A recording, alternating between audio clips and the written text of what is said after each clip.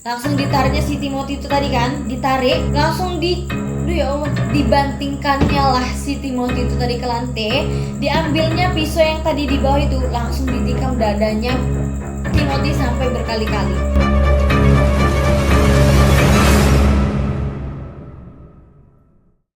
Hai everyone, Assalamualaikum warahmatullahi wabarakatuh. Thank you udah klik video ini. So, malam hari ini teman-teman, aku bakal ceritain ke kalian sebuah kasus pembunuhan. Ia disebut sebagai badut pembunuh karena sering membuat pesta untuk teman-teman dan tetangganya. Bahkan menghibur anak-anak dengan membuat dirinya menjadi badut dengan nama Polo Badut. Dan daripada lama-lama, aku bakal langsung ceritain sekarang.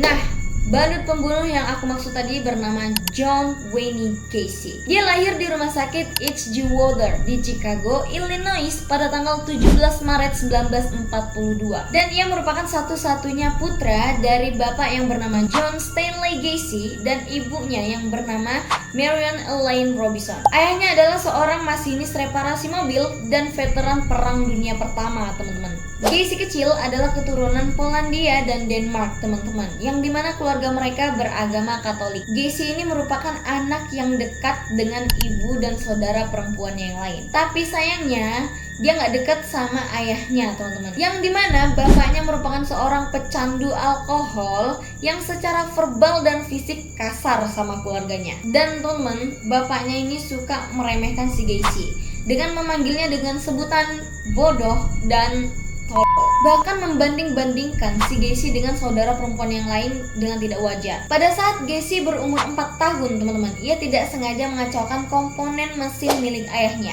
Dan karena hal tersebut, ayahnya langsung memukulinya pada saat itu. Karena hal itu, ibunya mencoba untuk melindungi Gacy dari bapaknya. Tapi teman-teman, tahu nggak tanggapan bapaknya apa? Itu malah mengakibatkan tuduhan baru kepada Gacy kecil, yang dimana ia dipanggil sebagai anak mama, anak manja, banci, atau bahkan bapaknya bilang mungkin si Gacy kecil ini kalau udah besar dia bakal jadi orang aneh. Pada tahun 1949, saat itu Gacy menginjakan umur 7 tahun, teman-teman. Bapaknya tadi kembali mencabuki Gacy karena Gacy dan laki-laki lainnya tertangkap basah lagi meraba-raba seorang gadis muda. Ya kalau ini sih aku dukung bapaknya ya kan, tunggu aja. Dan di tahun yang sama teman-teman, temannya Gacy bahkan keluarganya sendiri itu udah mulai bully dia, mulai dianiaya kalau mereka tuh lagi kumpul-kumpul bareng. Dan tentu aja Gacy nggak pernah ceritain hal ini sama bapaknya. Karena apa? Ya dia takut kalau bapaknya bakal nyalahin dia lagi. Dari pengakuan Gacy teman-teman, meskipun hubungan dia sama bapaknya nggak bagus, nggak harmonis, dia sayang kok sama bapaknya. Tapi di saat yang sama, Gacy merasa kalau dia tuh gak pernah baik di mata bapaknya. By the way teman-teman, Gacy ini merupakan anak yang kelebihan berat badan atau gendut gitu ya. Dan badannya itu gak atletis. Ia juga memiliki kesehatan jantung yang kurang sehat, teman-teman. Dan karena hal tersebut, ia disarankan untuk menghindari olahraga berat. And then, terjadi lagi pada saat ia umur 11 tahun. Ia dipukuli lagi sama bapaknya, bahkan saat ini udah nggak pakai tangan lagi, pakai kursi lipat, teman-teman. Dan karena pukulan itu, teman-teman, ada gumpalan darah di otaknya si Gacy ini. Tapi dia sadarnya waktu umur 16 tahun. Di saat ia udah sering pingsan dan sesekali dibawa ke rumah sakit. Dan pada tahun 1957, Gacy kembali lagi dibawa ke rumah sakit, tapi bukan karena masalah dia yang pusing atau apa, tapi kali ini karena usus buntunya pecah. Dan karena hal itu diperkirakan pada saat ia berusia 14 sampai 18 tahun, ia ada tuh hampir 1 tahun di rumah sakit. Setelah keluar dari rumah sakit dan kembali bersekolah, nilai dia makin lama makin turun, teman-teman. Tapi bukan karena sakit lagi di rumah sakit, tapi karena dia udah sering bolos sekolah. By the way, selama dia sakit, kondisi sakitnya itu nggak pernah didiagnosis secara meyakinkan. Hal itulah yang membuat bapaknya itu beranggapan kalau sakitnya selama ini itu cuma pura-pura. Bahkan ada di satu kesempatan, teman-teman, waktu dia lagi jenguk si Gacy di rumah sakit, dia ngomong secara belak-belakan di depannya, "Kau pura-pura sakit ya?" gitu. Pada tahun 1960, saat itu Gacy menginjakan umur 18 tahun. Gacy mulai terlibat dalam politik. Dia bekerja sebagai asisten kapten distrik untuk kandidat Partai Demokrat setempat. Dan karena ini, lagi-lagi membuat kritik yang lebih banyak dari bapaknya. Bahkan bapaknya manggil si Gacy ini sebagai kambing hitam. Dan teman-teman, jahatnya lagi, pada tahun yang sama bapaknya belikan Gacy ini sebuah mobil.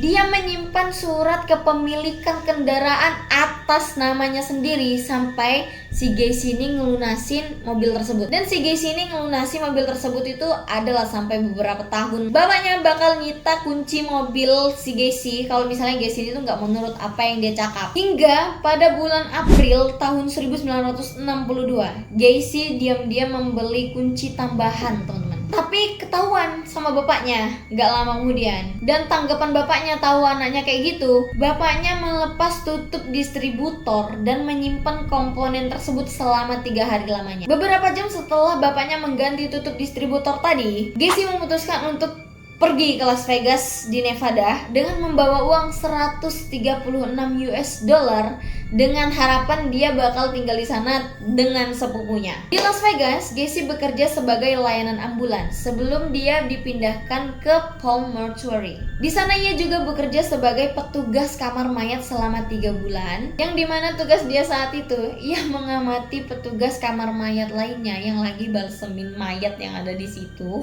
dan kadang-kadang ia juga bertugas sebagai pengusung jenazah. Di sana ia tidur di dipan, teman-teman, di belakang ruang pembalseman tersebut. Hingga pada suatu malam, waktu dia lagi sendirian, dia memanjat ke dalam peti mati seorang remaja laki-laki, memeluk dan membelai jenazah tersebut sampai dia tuh tersadar, kaget ya. Jadi dia tuh lagi ngigo, boy. Karena pengalaman inilah Gacy memutuskan untuk kembali lagi ke rumah. Nah teman-teman, sekembalinya ia di rumahnya yang ada di Chicago, ia bergabung dengan cabang lokal Jaycees, teman-teman. Pada saat ia bekerja di situ, ia menemukan seorang perempuan yang bernama Marilyn. By the way, mereka ini satu kantor gitu ya posisinya. Dan gak lama kemudian mereka menjalin hubungan pacaran. Dan di tahun yang sama, teman-teman, Gacy mengalami pelecehan homoseksual keduanya. Yang pertama tadi kan bapaknya, dan ini yang kedua. Menurut Gacy, ada seorang kolega di Jaycees yang mengajaknya untuk minum bareng dan menghabiskan malam bersama di sofanya. Dan pada saat mereka lagi mabuk-mabukan, kolega itu ya dilecehinnya si Gacy. Hingga pada tahun 1965, Gacy naik pangkat di Jaycees. Ia menduduki posisi sebagai wakil presiden Springfield Jaycees. Bahkan dia dinobatkan sebagai Jaycee paling luar biasa ketiga di Illinois. Gacy dan Marilyn mereka menikah pada tahun 1964. Ayahnya Marilyn kemudian membeli 3 restoran KFC yang ada di Waterloo, Iowa. Dan Gacy dan istrinya pun pindahlah ke sana dengan harapan Gacy bisa mengelola KFC tersebut sebagai manajernya. Dan di sana mereka menempati rumah bekas orang tuanya Marilyn. Dari sini aja kita udah tahu ya kan, bisa dibilang Gacy ini orang kaya raya. Pada saat itu, Gacy menerima tawaran kalau dia bakal dapatin uang sebesar 15.000 US dollar per tahun, yang dimana nominal tersebut setara dengan 153.000 US dollar pada saat ini. Dan gak sampai situ aja, teman-teman. Gacy membuat klub di ruang bawah tanahnya, yang dimana karyawan-karyawan dia nanti bakal bisa minum alkohol dan main biliar bareng di situ. Nih ya, dari sini udah muncul tanda-tanda aneh dari si Gacy. Jadi karyawan di tempat dia kerja itu bebas, boleh cowok, boleh cewek. Tapi teman-teman, dia nggak mau bersosialisasi sama si cewek-cewek karyawan ini. Dia cuma mau bersosialisasi sama yang cowok-cowoknya aja. Dan ya teman-teman, udah aneh sih si Gacy ini. Dia beli banyak alkohol untuk dikasih sama karyawan-karyawan laki-laki yang di sana. Terus dibawanya itu ke klub. Itu dilakukannya sebelum ia melakukan pendekatan seks sama mereka. Dan kalau karyawannya tadi nolak, dia bakal ngomong tuh, enggak kok, ini cuma bercandaan aja, kita main-main aja, nggak betul-betul kok. Waktu dia tuh lagi deket-deketin untuk kayak mau melangkah yang lebih dalam lagi gitu loh. By the way, dia yang kayak gini tuh istrinya nggak tahu, boy. Hingga pada tahun 1966, istri Gacy melahirkan seorang putra yang mereka beri nama Michael. Dan 1 tahun setelahnya, istrinya melahirkan lagi seorang putri yang mereka beri nama Christine, teman-teman. Pada saat di fase ini, Gacy merasa ngeklaim kalau ini hidup dia ini udah sempurna banget. Kenapa kayak gitu? Ayahnya yang dulu benar-benar menjelekkan dia datang mengunjungi mengunjungi keluarganya si Gacy ini pada bulan Juli tahun 1966. Ayahnya secara pribadi meminta maaf kepada si Gacy atas pelecehan yang udah dilakukannya pada masa kecilnya Gacy. Dan gak lama kemudian bapaknya ngomong sambil jabat tangan nih ya, "Nak, aku udah salah tentangmu." Karena merasa udah sempurna banget ya, dia melanjutkan aksi bejatnya.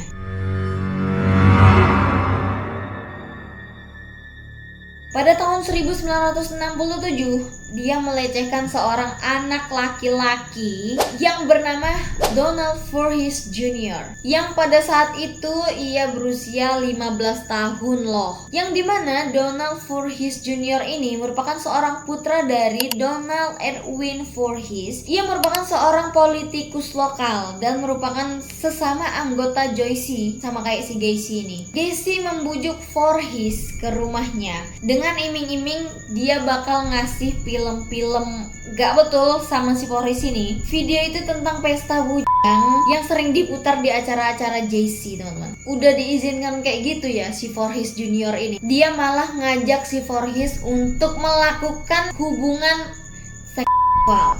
Dan dia ngomong sama Voorhees Junior, "Kamu nih harus berhubungan seksual sama pria dulu sebelum kamu berhubungan seksual sama wanita." Ih, gak waras. Dan selama beberapa bulan berikutnya, Gacy malah melakukan pelecehan lagi sama remaja-remaja lainnya. Bahkan gak ada otaknya dia ini, boy.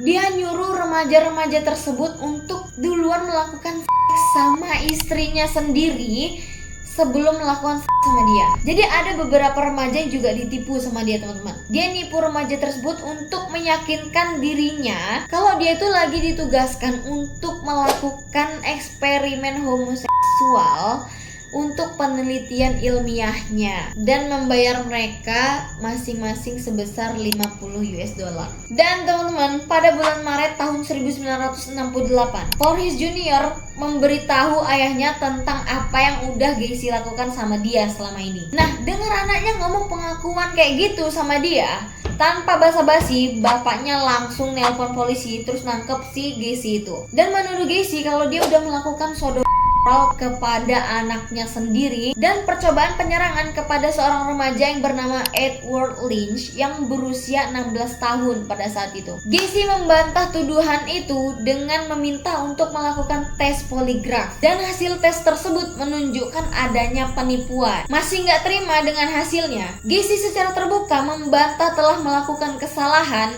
dan bersikeras bahwa tuduhan tersebut hanyalah bermotif politik yang dimana Voorhees Junior mau jatuhin dia. Teman-temannya si Gacy ini menganggap kalau ceritanya atau kesaksian dari Gacy ini tuh kredibel dan malah mendukung si Gacy. Pada tanggal 10 Mei tahun 1968, Gacy didakwa atas tuduhan sodomi. Pada tanggal 30 Agustus, Gacy menjanjikan salah satu karyawannya yang bernama Russell Scholdier. Pada saat itu ia berusia 18 tahun. Gacy menjanjikan sebanyak 300 US dollar kalau Russell mau menyerang Voorhees Junior secara fisik supaya nggak datang jadi saksi di pengadilan nanti. Aksi itu dijalankan, Russell membawa Voorhees Junior ke sebuah taman terpencil dan setibanya mereka di sana, Russell langsung menyemprotkan mist ke matanya si Voorhees Junior dan langsung memukulinya. Karena udah digituin, Voorhees langsung lari, menyelamatkan diri dan melaporkan hal tersebut ke polisi. Dan GG-nya besoknya Russell langsung ditangkap sama polisi. Awalnya dia nyangkal sama polisi kalau dia itu ada keterlibatannya dengan si Gacy. Tapi lama kelamaan dia nggak tahan juga tuh, terus ditanya-tanya polisi dan dia mengakui kalau dia tuh menyerang si Voorhees Junior karena disuruh oleh Gacy. Dan polisi menangkap Gacy pada saat itu juga dengan tuduhan telah menyewa Russell untuk menyerang Voorhees Junior yang akan datang sebagai saksi di pengadilan nanti. Pada tanggal 12 September tahun 1968, Gacy diperintahkan untuk menjalani evaluasi psikiatris di Rumah Sakit Jiwa Universitas Lowell. Dan dua dokter menyimpulkan kalau si Gacy ini memiliki gangguan kepribadian antisosial, yang dimana kondisi Gacy tersebut tidak mungkin mendapatkan manfaat dari pengobatan. Dan dokter menyimpulkan bahwa pola perilakunya Gacy akan membuatnya mengulangi perbuatan yang sama, hingga para dokter menyimpulkan kembali bahwa Gacy kompeten secara mental untuk diadili. Dan teman-teman, pada tanggal 7 November tahun 1968, Gacy mengaku bersalah atas tuduhannya telah melakukan kepada Voorhees Junior, tapi nggak mau mengakui tuduhannya kepada remaja lainnya. Gacy malah ngeklaim kalau Voorhees Junior inilah yang menawarkan dirinya secara sukarela untuk sama si Gacy, karena si Voorhees Junior itu lagi bertindak penasaran di masa remajanya. Dan tentu aja cerita itu nggak bakal dipercayai sama orang-orang yang hadir di persidangan tersebut. Dan Gacy dihukum karena pada tanggal 3 Desember tahun 1968 dan ia mendapatkan hukuman 10 tahun penjara. Ngenesnya teman-teman, pada hari yang sama istri Gacy malah minta mengajukan petisi cerai, meminta agar dia mendapatkan properti dan rumah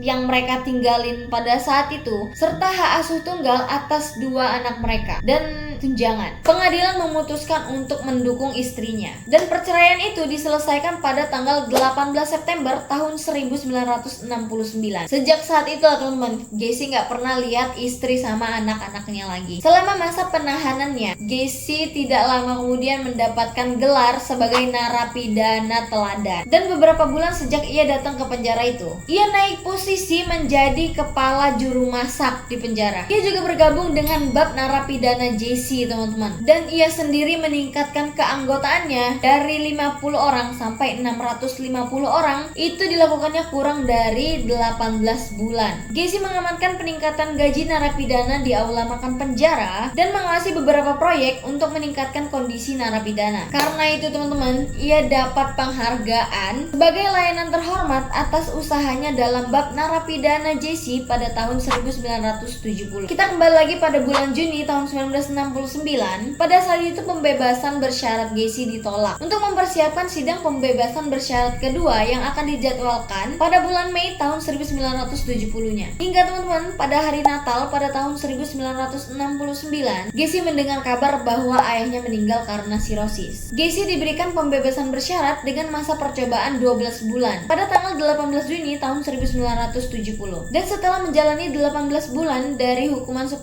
tahun penjaranya, Gacy pun pindah kembali ke Chicago untuk tinggal bersama ibunya. Waktu dibebaskan teman-teman, Gacy memberitahu teman-temannya yang pada saat itu mereka jemput Gacy di penjara, yang dimana Gacy ini tetap teguh dengan keyakinan ini terakhir kalinya aku di penjara, aku gak bakal pernah lagi masuk ke sini, dan ia bermaksud untuk membangun dirinya kembali di Waterloo. Namun teman-teman, dalam waktu 24 jam setelah ia keluar dari penjara, ia langsung pergi ke Chicago. Ia tiba di sana pada tanggal 19 Juni dengan menggunakan bus, dan ia mendapatkan pekerjaan sebagai juru masak singkat teman-teman. 1 tahun setelahnya, pada tahun 1971, Gacy memutuskan untuk membuat perusahaan baru. Gacy mendirikan bisnis konstruksi paruh waktu dengan nama PDM Contractors. Itu merupakan singkatan dari Painting, Decorating, and Maintenance. Nah, jadi dengan persetujuan dengan petugas percobaannya, Gacy bekerja pada malam hari untuk di kantornya, dan pada siang hari Gacy menjadi juru masak singkat tadi. Awalnya ia hanya mengerjakan perbaikan kecil aja, tetapi kemudian diperluas untuk melakukan proyek-proyek seperti desain interior, renovasi, dan lanskap. Nah, karena semakin besar perusahaannya, ia harus menarik kembali seorang karyawan. Dan ya teman-teman, sebagian besar karyawan PDM merupakan seorang mahasiswa dan pemuda. Dan tentu aja, kebiasaan lama dia nggak bakal mungkin bisa hilang karena dia dipenjara cuma beberapa bulan doang. Gacy mengulang kembali tabiat buruknya untuk menawarkan karyawannya berhubungan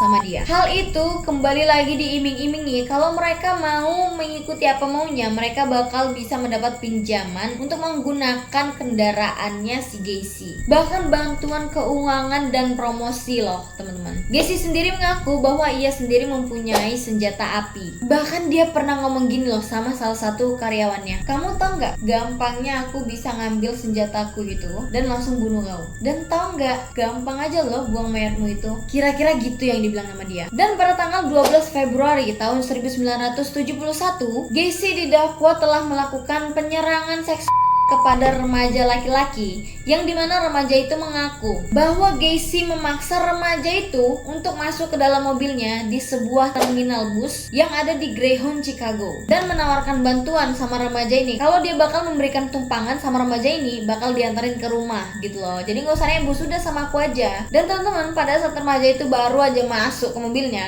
tiba-tiba aja Gacy ini malah nawari untuk gitu-gitu sama dia. Tapi sayangnya pengadilan menolak pengaduan ini ketika anak remaja itu lagi nggak datang, teman-teman. Tapi nggak berhenti sampai situ. Pada tanggal 22 Juninya ia kembali didakwa dengan penyerangan yang diperburuk dan perilaku sembrono. Itu juga pengaduan yang diajukan oleh seorang remaja yang mengeklaim kalau Gacy ini telah memamerkan lencana sheriff, membujuknya untuk masuk ke mobilnya dan mengajaknya untuk melakukan.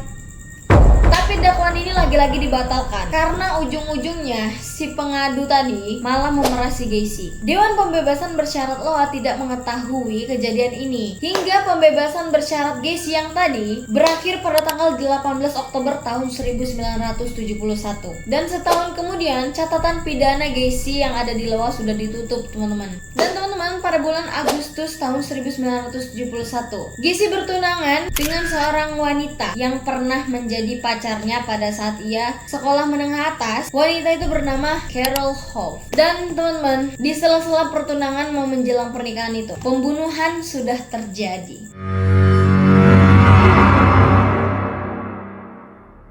Pada tanggal 3 Januari 1972. Jadi pada saat itu Gacy baru aja menyelesaikan pesta bersama dengan keluarganya. Dia pergi ke Civic Center di Loop pada pagi hari untuk melihat pajangan es. Tapi dari kejauhan dia udah lihat tuh ada remaja yang cakep. Karena ditengoknya remaja itu, didatanginya lah remaja tadi. Remaja itu bernama Timothy Coy, teman-teman. Ia berusia 16 tahun. Pada saat itu Timothy sedang dalam perjalanan mau ke rumah ayahnya yang ada di Omaha, Nebraska, teman-teman. Terus dia ngasih tahu si Gacy kalau busnya itu datang pada siang hari. Dengar itu, Gacy langsung bujuk si Timothy ini. Untuk pertama-tama Timothy bakal diajak untuk berkeliling tuh, mengelilingi Chicago. Dan setelah mereka bertamasya, Gacy berjanji bakal nganter si Timothy ini ke rumah ayahnya. Tapi teman-teman, ya, alih-alih menepati janjinya, ia malah membawa si Timothy ini ke rumahnya. Dan seperti yang kita tebak, teman-teman, mereka bermalam bersama. Tapi keesokan paginya, pada saat Gacy baru saja membuka mata dari tidurnya, dia malah lihat Timothy lagi megang pisau dapur. Karena lihat Timothy kayak gitu, kagetlah si Gacy ini kan, langsung lompat dia dari tempat tidur. Tapi si Timothy ini juga kaget lihat Gacy yang kayak gitu. Terus Timothy tiba-tiba langsung ngangkat kayak gini loh, kayak orang lagi menyerah gitu. Karena refleks kaget juga, tangannya langsung kayak gini, pisau dapurnya itu jatuh, teman-teman. Dan waktu jatuh itulah secara tidak sengaja, pisau tersebut mengenai bagian badannya si Gacy, kepotong gitu loh. Tapi nggak terpotong banyak, sedikit aja. Karena tahu gitu ya, si Gacy ini kan baru bangun tidur, belum sadar dia ya. Marah dia, teman-teman. Langsung si Gacy melucuti si Timothy itu tadi, dipegangnya letih di kepala si Timothy, langsung dibentuk bom di dinding kamarnya. Terus ditendangnya lah si Timothy ini ke lemari pakaian, boy. Nah, si Timothy yang kaget tiba-tiba langsung digituin sama si Gacy. Ia langsung nendang perutnya si Gacy. Udah ditendang lah itu, jatuh lah itu si Gacy kan, teman-teman. Dan ya, karena udah jatuh itu, emosi si Gacy ini makin jadi lagi. Langsung ditariknya si Timothy itu tadi kan, ditarik, langsung aduh ya Allah, dibantingkannya lah si Timothy itu tadi ke lantai. Diambilnya pisau yang tadi di bawah itu, langsung ditikam dadanya Timothy sampai berkali-kali. Dan teman-teman ya, pada saat si Timothy ini sekarat, diambil pisaunya tadi itu, terus dia pergi jalan ke dapur. Waktu di dapur, teman-teman, dan sesampainya di dapur, teman-teman, tau nggak apa yang ditengok sama si Gacy? Dia nengok ada makanan, ya sarapan yang udah disiapkan di atas meja. Dan ternyata Timothy tadi lah yang udah buat sarapan itu untuk dia sama si Gacy. Waktu dia baru aja siap ngapain makanan itu, dia niatnya tuh membangunkan si Gacy di kamar, tapi masih bawa pisau yang tadi. Jadi waktu dia udah sampai kamar itu tanpa sadar pisaunya masih dipegang dia. Niatnya memang kan membangunkan si Gacy. Dan ternyata waktu si Gacy melek, ya Gitu apa yang terjadi tadi itu. Dan karena menyadari hal itu teman-teman, Gacy langsung terdiam, temenung dia. Mungkin karena memang udah nggak warasnya si Gacy ini ya. Dia mengaku waktu dia lagi nikam si Timothy itu, dia mendengar suara senggalan nafasnya si Timothy yang lagi dicucuk pakai pisau itu teman-teman, dengan napas yang tersengal-sengal ya. Itu dia merasa ada organisme mematikan di pikirannya si Gacy ini. Dan saat itulah dia ngeklaim kalau kematian adalah hal yang luar biasa.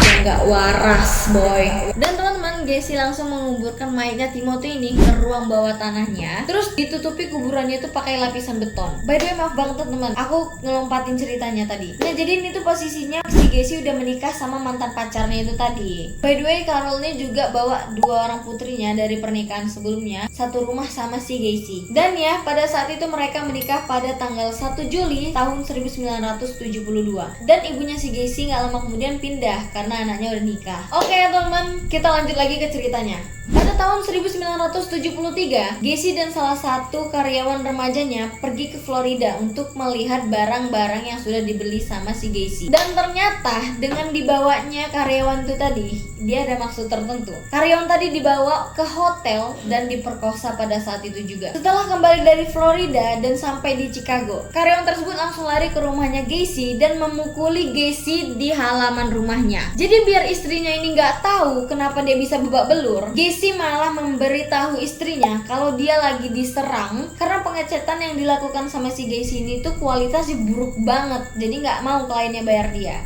Terus mereka gaduh. Itulah alibinya dia sama istrinya. Hingga teman-teman ya, pembunuhan kedua pun terjadi. Pembunuhan ini terjadi sekitar bulan Januari tahun 1974. Yang dimana teman-teman, korban ini tuh masih belum teridentifikasi siapa dia. Maaf banget aku nggak tahu pasti gimana cara dia menarik si korban kedua ini dan melakukan pelecehan kepada si korban. Tapi dari sumber yang aku dapat teman-teman, korban ini dicekik dan dimasukkan ke dalam lemari es sebelum dikubur sama si Gacy. Gacy kemudian menyatakan kalau cairan tubuh bocor dari hidung dan bagian lubang lain si korban. Dan karena panik semua cairan itu keluar, Gacy secara teratur memasukkan kain percah, bahkan celana dalam korbannya sendiri loh. Bahkan kaos kaki si korban dimasukkan ke dalam mulutnya. Hal itu dilakukan untuk mencegah kebocoran tersebut, teman-teman. Pada bulan Mei tahun 1975, Gacy kembali lagi memperkerjakan seorang karyawan yang bernama Anthony Antonucci, yang pada saat itu berusia 15 tahun. Dan 2 bulan kemudian, Gacy mendatangi rumah Anthony karena si Anthony itu lagi mengalami cedera kaki. Dan ya,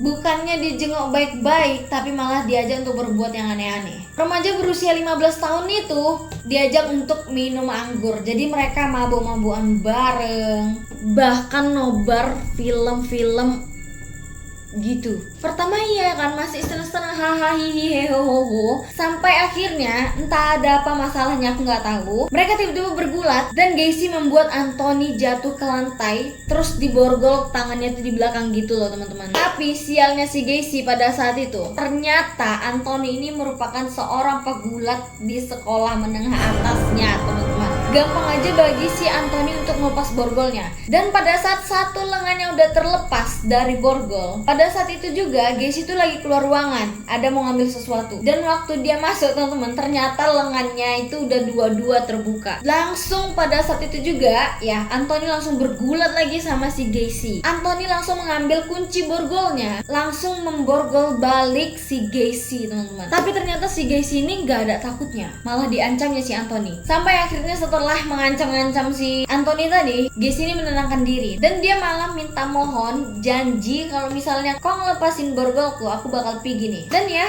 Anthony setuju dan Gacy pergi. Dan Anthony masih tetap bekerja di PDM di perusahaannya si Gacy itu selama 9 bulan setelah kejadian ini. Dan selama 9 bulan itu si Gacy juga nggak mau cari perkara macam-macam lagi karena tahu si Anthony seorang pegulat. Hingga pada tahun 1975, Gacy mengakui kepada istrinya bahwa bahwa dia seorang biseksual. Dan karena telah mengakui hal tersebut, Gacy mulai menghabiskan sebagian besar malamnya di luar rumah. Dan dia hanya kembali waktu pagi aja di rumah dengan alasan dia lembur, atau bahkan alasan lainnya tuh dia melakukan perjalanan bisnis. Padahal Carol sendiri atau istrinya ini mengamati kalau si Gacy ini tuh membawa seorang anak laki-laki ke garasinya pada dini hari. Dan ia juga menemukan pornografi gay di dalam dompetnya serta kartu identitas laki-laki lain. Dan ketika istrinya mengonfirmasi temuan-temuan ini kepada si Gacy nek pitam teman-teman. Gacy memberitahunya dengan nada yang lantang, dengan marah. Itu bukan urusan kau loh. Dari sini kita bisa tahu kalau rumah tangga mereka udah gak baik-baik aja. Hingga teman, pembunuhan ketiga terjadi pada tanggal 31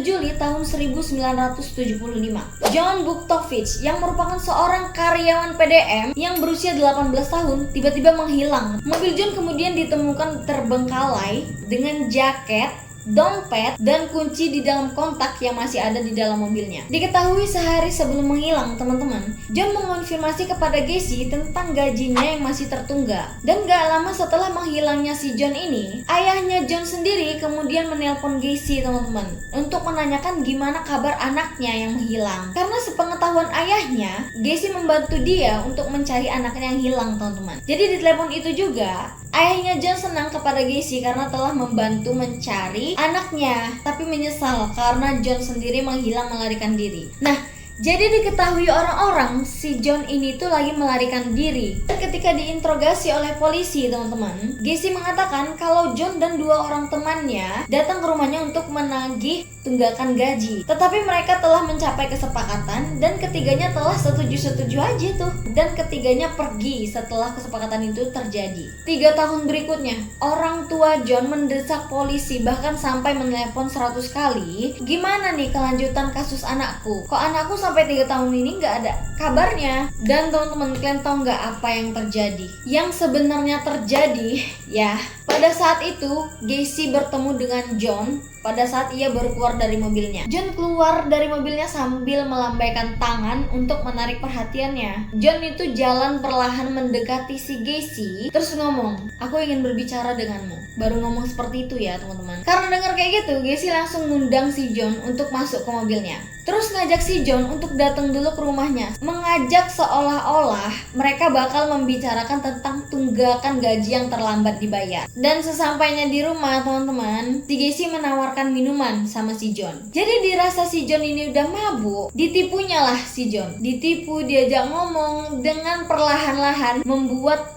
lengannya si John itu tadi ke belakang dan diborgol dengan gampangnya. Dan terus ya, digeletakannya lah si John yang mabuk itu kan. Tahu nggak bejatnya si Gacy ini apa? Dia duduk di atas dadanya si John yang lagi temabuk-mabuk, yang lagi di bawah itu. Udah kayak gitu coy, tanpa babi bu bebo, langsung dicekiknya lah si John. Udah dicekik, udah mati. Ya, aku juga gak dapet informasinya apakah ini sempat dilecehkan dulu atau enggak ya teman-teman. Disimpanlah jasadnya itu di garasinya dengan maksud untuk nguburnya itu nanti aja. Dan ternyata teman-teman, di luar kendalinya si Gacy, ternyata istri dan anak tirinya kembali lebih awal ke rumah. Jadi langsunglah jasad yang udah disimpan di garasi itu tadi, Gacy mengubur John di bawah lantai beton ruang peralatan tambahan yang ada di garasinya, di ruang kosong yang dimana Gacy itu bermaksud untuk menggali saluran air di situ, teman-teman. Dan teman-teman, pada bulan Oktober tahun 1975, setelah perdebatan yang sengit antara istrinya dan Gacy, Carol meminta cerai dari Gacy. Dan tanpa pikir panjang, teman-teman, Gacy langsung menyetujui perceraian tersebut. Dengan persetujuan bersama mereka, Carol akan tetap tinggal di rumah itu bersama dengan Gacy sampai Februari pada tahun 1976 nanti. Hingga pada tanggal 2 Maretnya teman-teman, Gacy yang diputuskan bercerai dengan alasan palsu kalau si Gacy ini tuh lagi selingkuh sama wanita lain, itu udah selesai. By the way teman-teman, ini udah panjang banget ya videonya menurut aku. Karena pun di sini udah sampai 2 jam lebih, hampir 3 jam. Aku bakal lanjut ini ke part 2-nya ya teman-teman. So, tunggu aja part 2-nya di malam Senin minggu depan. See you guys.